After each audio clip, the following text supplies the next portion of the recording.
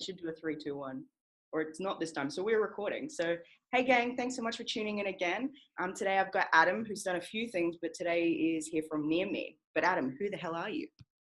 Well, my name's Adam Broadway, and my background, I guess, to start about who am I, has been a long journey in tech, starting way back when the first PC compatible computer came out, the XT. Do you remember that, Jen?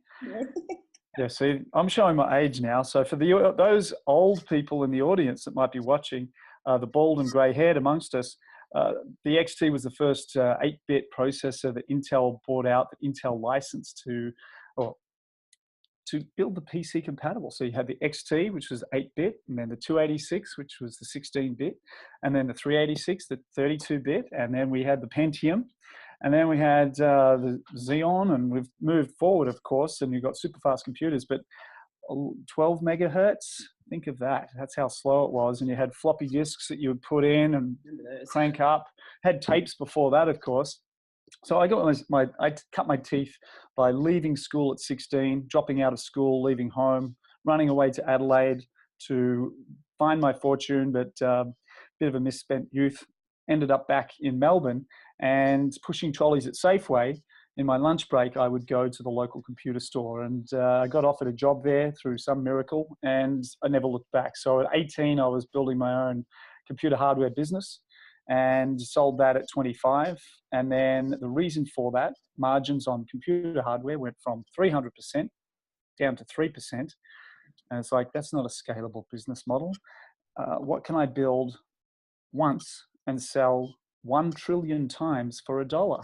Software. So I got into software, moved to Sydney, started another business, and then met Bardia Houseman, my business partner. We kickstarted Business Catalyst in 2004. We got acquired by Adobe in 2009, stuck around at Adobe, saw that the changing landscape of e-commerce and the web in general was heading from a one-to-many model to a many-to-many model. So marketplaces, distributed systems, APIs for everything, started near me.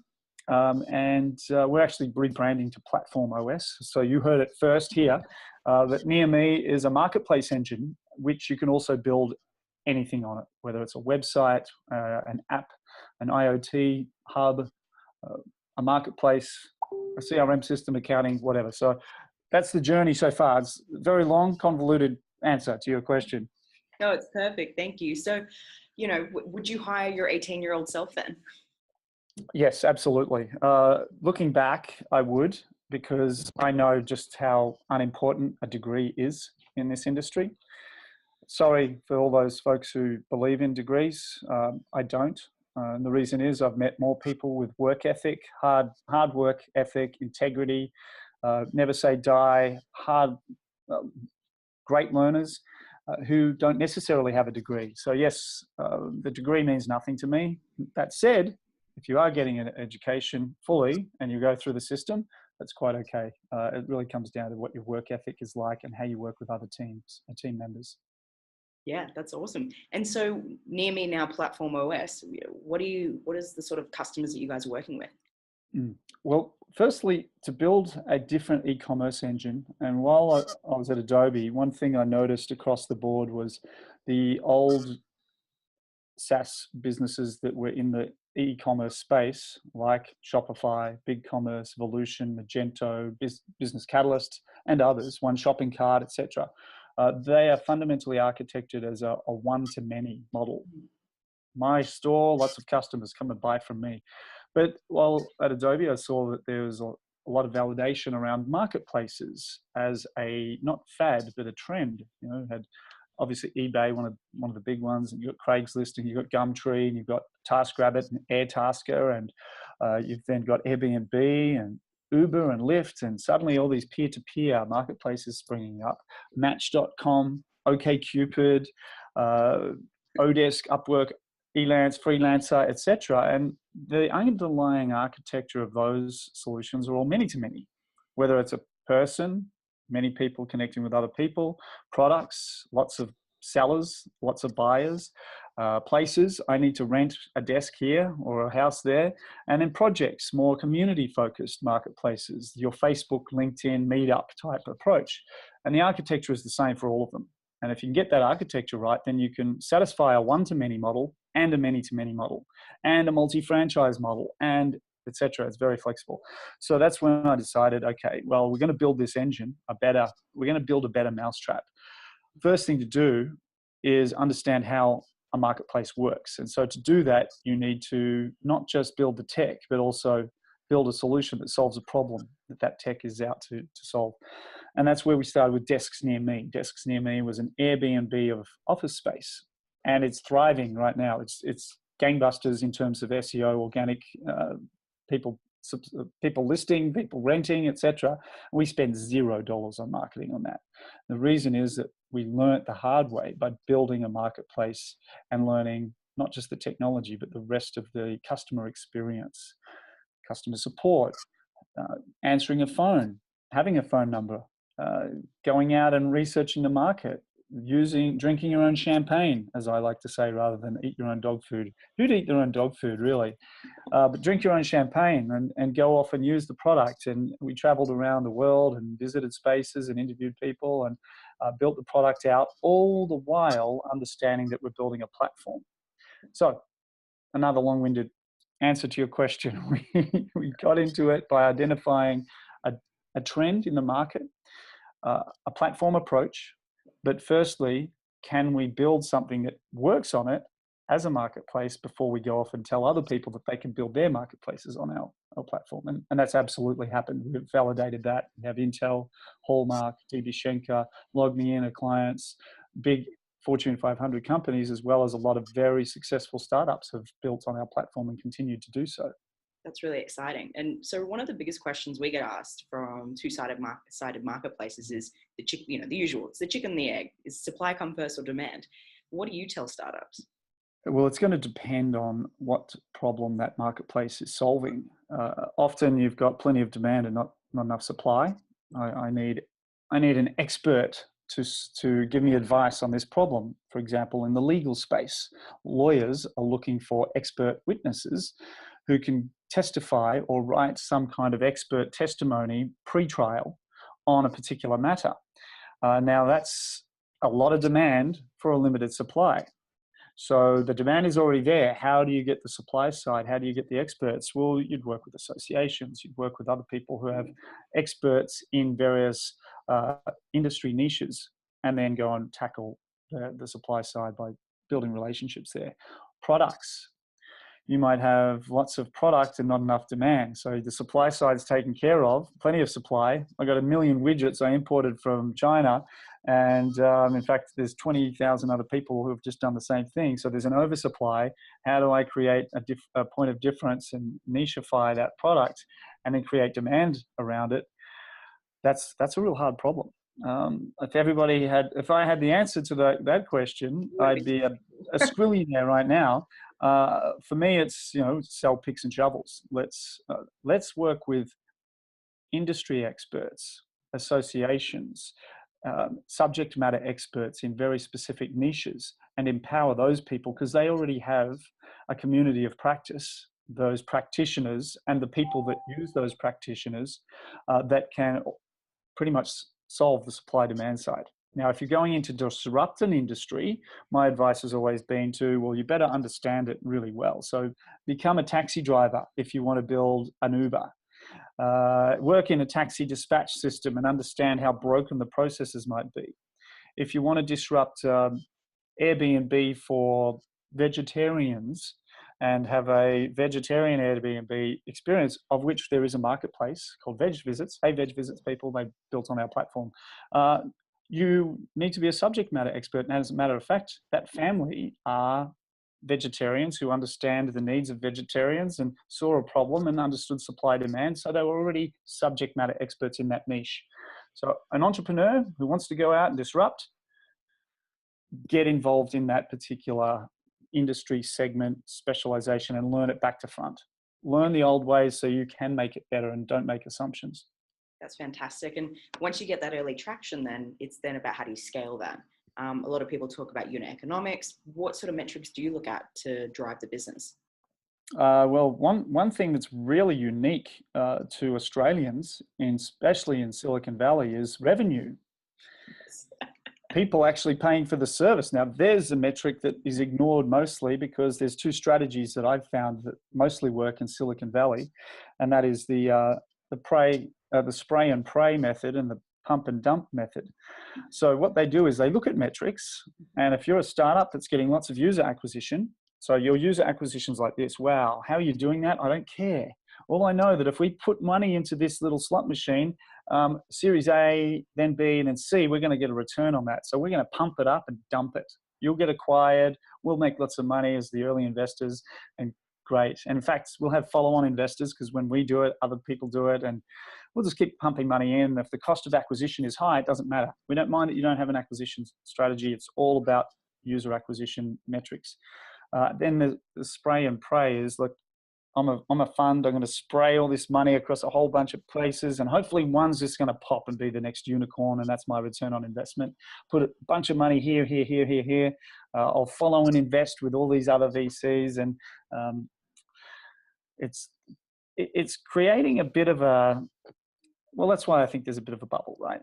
Because the fundamentals that you were talking about, unit economics, and I spend $1, I get $2 back, and cash flow related business models don't necessarily get the attention over here that maybe in Australia they do. So we as Aussies tend to say, is this a problem where people are willing to pay for it? And early on, if you're getting cash flow, even if it's not break even, but you can see how you can get your margins or cost of goods down through efficiencies, and people are willing to pay for it, and the total addressable market, if not in Australia, Asia Pacific, or in the US, is big enough, you can definitely either bootstrap, which is my preference. That's what we've done always previously, because no one would give us money. Not bitter. No, we had this weird business model where we had cash flow. So you could either raise money or not. You could bootstrap yourself. A lot of overnight successes have spent 7 years building up those overnight successes on a bootstrap mentality of cash flow and reinvestment of customer money into the product. So yeah, I look for a business model where somebody's willing to pay for it. And if you can get one or two paying for it, okay, how do we find more like that? That's great. And you must see lots of different marketplaces around the world.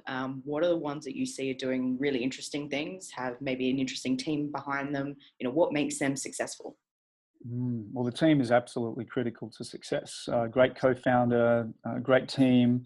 That it's the sum of all the parts that make a great solution. Obviously, a CEO that has vision and drive and can lead from the front makes a big difference, but the team is critical. So yeah, the team is the key to success. Obviously, then you've got to have a focus on an industry niche. I find, what are the ones that succeed? So marketplaces are an interesting mixed bag.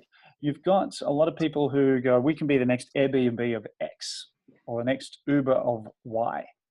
And they don't realize that, margins are slim.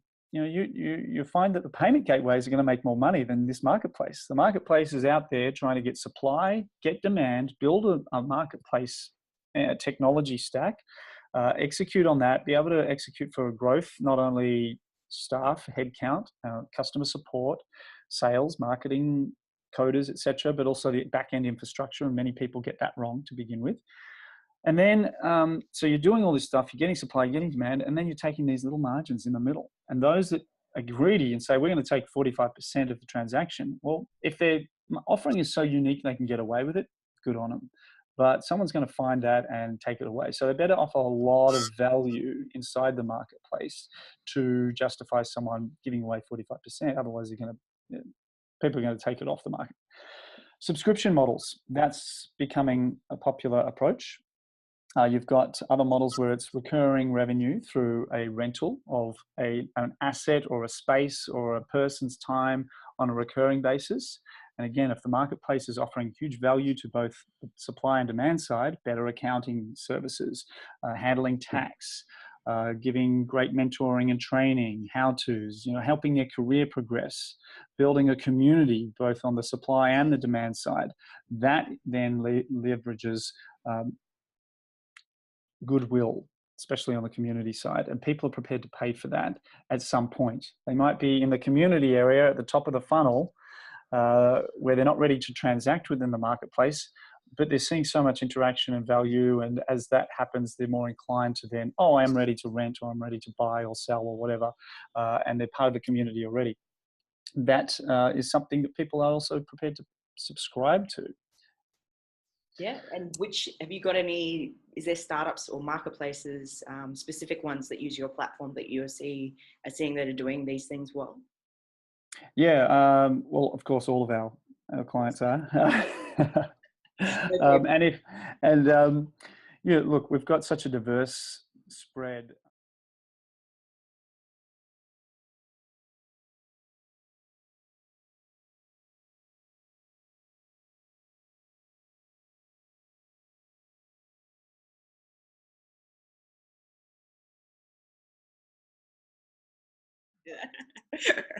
I mean, look, we've got I think you probably had Mike Rosenbaum on a previous episode, yes. And Spacer, for example, and they have spacer.com.au and spacer.com. Spacer.com still on our platform, and they joint ventured and ended up acquiring Parkhound, and they also acquired Roost in the US.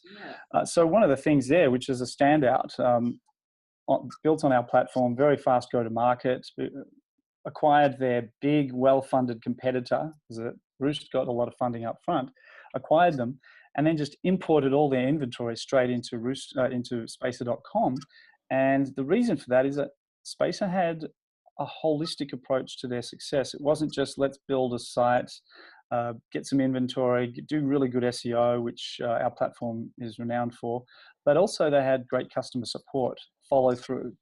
Mike's done this before and understands that it's not just a website, it's also the call center support, and how do you build that, and operations, and press, marketing, all of the facets of building a business. So we've found that most of our marketplace owners have had that breadth of knowledge to realize that it's not just build it, they will come. It takes time, and they've had a very well thought through plan to execute. And we've just been kind of the back end technology to do that. Intel is an example of a large enterprise client that wanted to build their own Intel branded Facebook. And a lot of enterprises are doing this. They're sick of having to go cap in hand to Facebook to get a little bit of data on their customers in the group. So they build their own Facebook, and they own all of it, and they provide better user experience. And they've seen huge results in stickiness on the community site they've built for Intel developers. Now, you might say, well, Intel's got big pockets and they can invest a lot. Well, that's not the case. A lot of enterprise clients have startups within their organizations, and they have very limited budgets, smaller budgets than many startups can get from going off on getting an A round or a seed round. So they don't necessarily, they have brand clout, we'll agree to that. They can't move as fast. So it's interesting to see that big brands that do this, just because they're a big brand doesn't mean they will succeed because they've got a lot of money behind them. They still have to be strategic.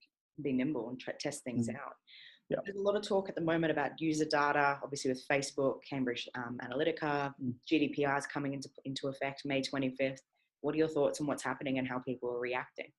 Oh, it's fantastic for us. We love it because the exact problem that has caused is because a lot of enterprise, a lot of community type organizations want to get out of those monopolies.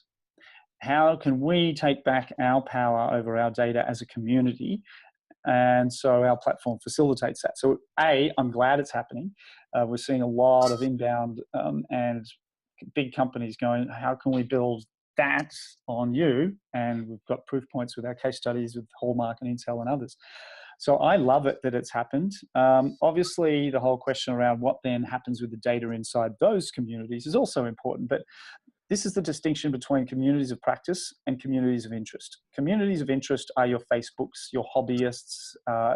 You're not a practitioner. A community of practice is where the practitioners hang out. It's the associations, it's the unions, it's the group of people who've got dirt under their fingernails, having clawed their way and worked hard to be good at their craft. So usually the communities of practice, associations, unions, etc., if they take care of and run a marketplace or their own branded Facebook, there's implicit and explicit trust within a community of practice, because if somebody stuffs up, they're likely to be black-banned by the association, the union, etc. Whereas a community of interest, where it's a bunch of hobbyists, they're not verified or validated necessarily, where you have ideologies by the specific organizations that own the data and use predictive analytics over the data to seed the right sorts of ads in the feeds. Oh, shock horror. Facebook commercialized their data. Oh my goodness. Well, it was done by Obama. He spearheaded it anyway. It's not a new thing. Politicians on both sides have been doing it. So suddenly it doesn't suit one ideology or another, and it's a crazy thing. Guess what? They're making money. That's their business model. So if you don't like it, get off it and build on our platform. And that way you can control access to the data. GDPR, it's really actually not that big a complex problem. PCI compliance and data protection laws have been around for a long time, and as long as the platform you build it on provides the mechanism for an individual user to define how and where and why their data is used, problem solved. Awesome. And so the more you can nicheify these marketplaces, the better. Sorry, I interrupted you. Does Platform OS actually allow you to do that now? You have control over all of that. Developers can develop any compliant type of user interactions on the data that they wish. Great, that's awesome. Something in startups that doesn't get spoken a lot about is mental health. How do you see it playing out in San Fran versus Australia? Yourself and your team, how do you manage that? Oh, that's such a very good question, because you're right, they don't talk about it. Here's the problem. In Silicon Valley, which I call Silly Con Valley, it's a silly con, really. It's a great place, don't get me wrong. I've just seen the soul being sucked out of it in the last few years. But it's a great place, and you don't bite the hand that feeds you, right? I'm here. Should I be here? If my customers are here, I should be here. If I'm raising money, I should be here. And if I want to talk to somebody who's going to just give me incredible advice, and I want to throw a stone and hit an expert in any one field, yes, be here. But mental health in Silicon Valley is the underbelly is not healthy at all. Mental health, they're insane, because a lot of people, and when I say that, I'm not being disrespectful for the mentally ill, but people are driving themselves mentally ill because they're popping pills to get through crazy schedules to develop, because they're under a lot of pressure. And they're always smiling, of course, because it's fake it till you make it. And underneath, people are dying because they hear fake it till you make it. But if you were to dare say that I'm just struggling, I really need help, then you're not faking it that you're making it. You're being truthful and transparent and vulnerable. And oh boy, maybe we won't work with this group because they're not able to cope. Mental health, we've seen suicides. That's a major problem.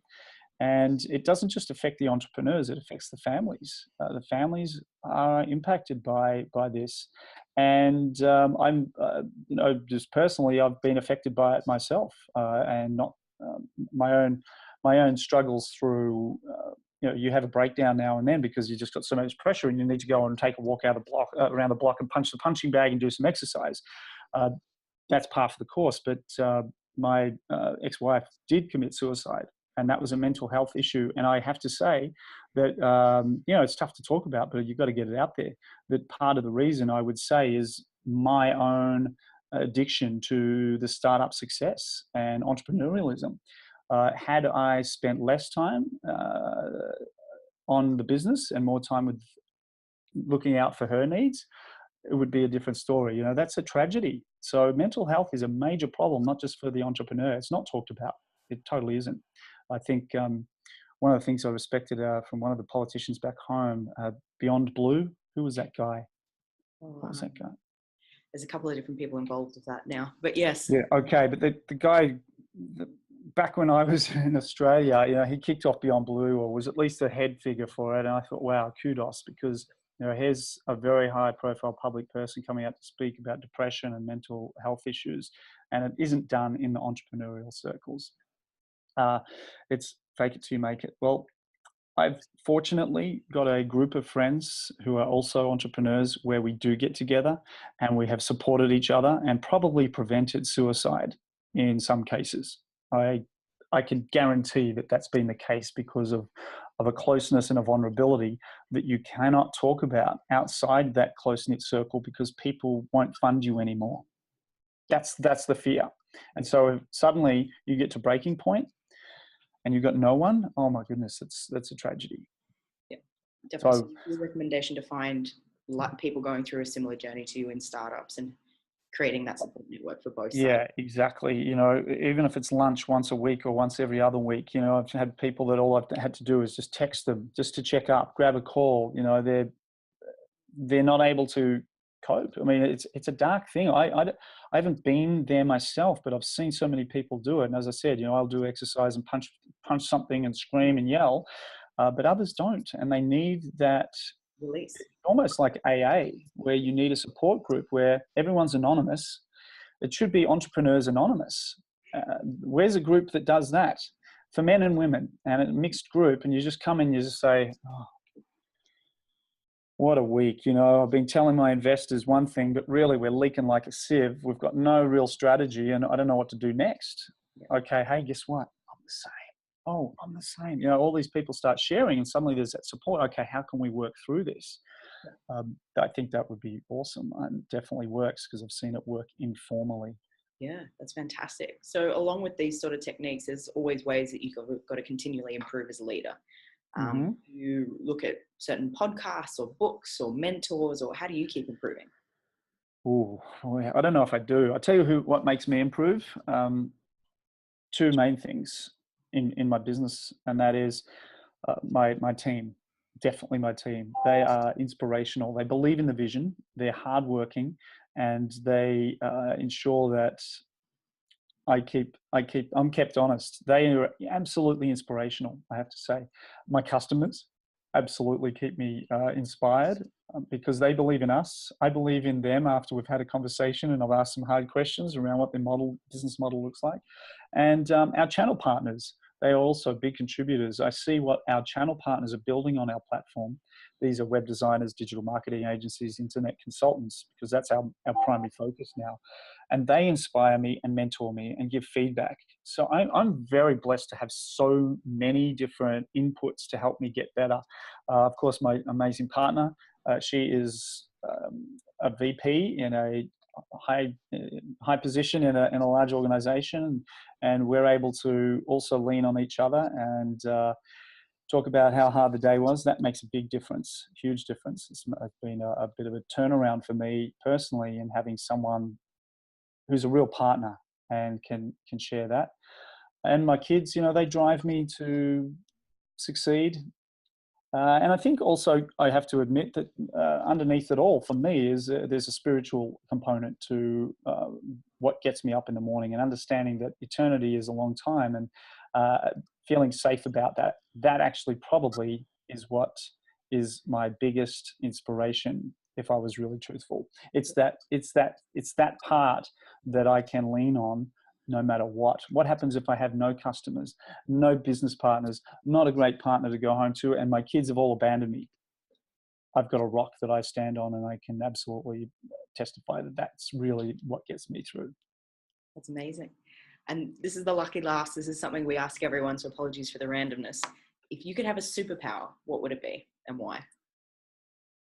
Oh, superpower. Always throws everyone. Oh, wow. Superpower. That's a great question. You know, one of the things that is very difficult for entrepreneurs, because the ego is so huge, They lack empathy a lot of the time because there's a lot of narcissism. I think I'm guilty of that as well. And I think having empathy as a superpower would be awesome because then, yeah, I think that would be a really cool superpower because it's really, really hard to to develop when you're just nonstop. You know, I think that would be one that I could gladly pay money for if I could get it. That's awesome. Well, thank you so much for your time. Really appreciate it. And see you next time, gang.